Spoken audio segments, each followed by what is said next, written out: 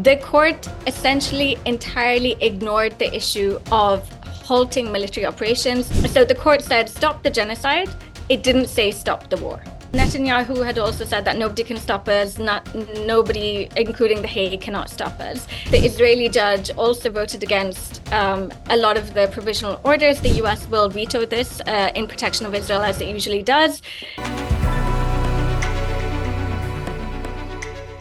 So the International Court of Justice gave its provisional orders in South Africa versus Israel today, only 2 weeks after the end of the public hearings between South Africa and Israel.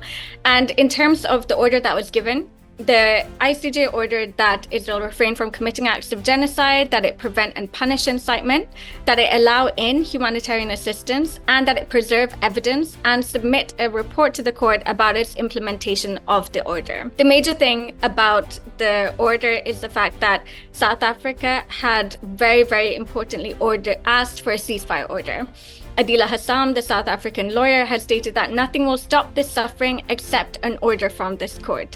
The court essentially entirely ignored the issue of halting military operations. It did not want to go into the murky areas of addressing issues related to Israel's right to self-defense. It ignored that entirely. It did not do what it did in Russia, Ukraine, where it ordered a halt to military operations.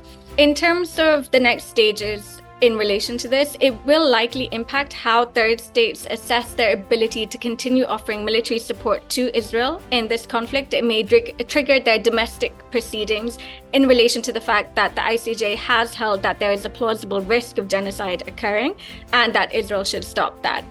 So we might see some changes in terms of cases being brought before domestic courts.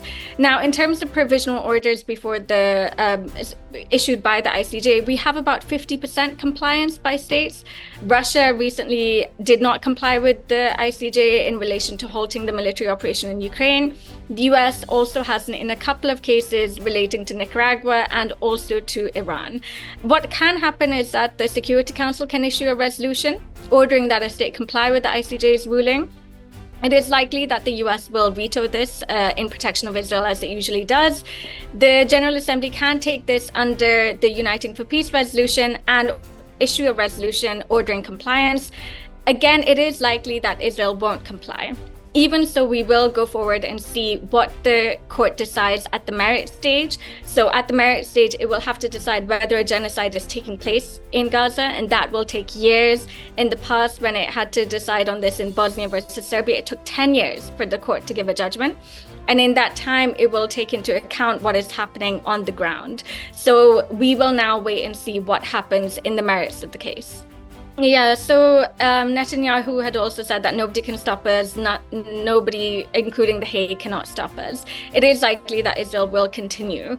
I think one of the very important things to remember about this case is the fact that it does indicate to us shifting sands of power relations between states. So the global South has always looked at itself from the lens of the global North, and it's now turning that looking glass back on its former colonizers. Non-Western international lawyers have been underestimated by their Western counterparts, who are constantly impressed by their own superiority and intellect.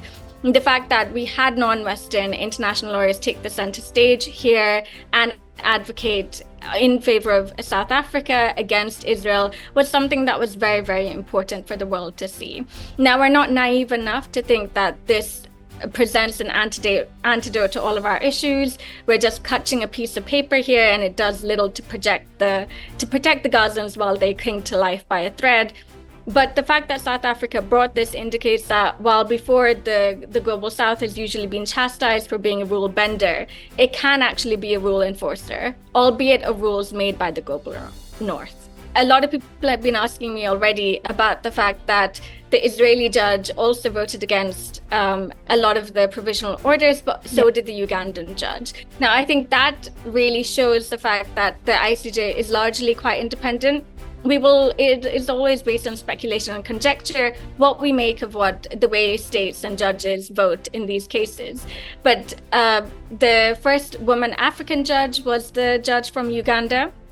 And Uganda and Israel, along with a number of the other African countries, have always had ebbs and flows in their relationship. So Idi Amin, when Israel went into Entebbe and did a military operation to rescue its people, he cut off relations with Uganda.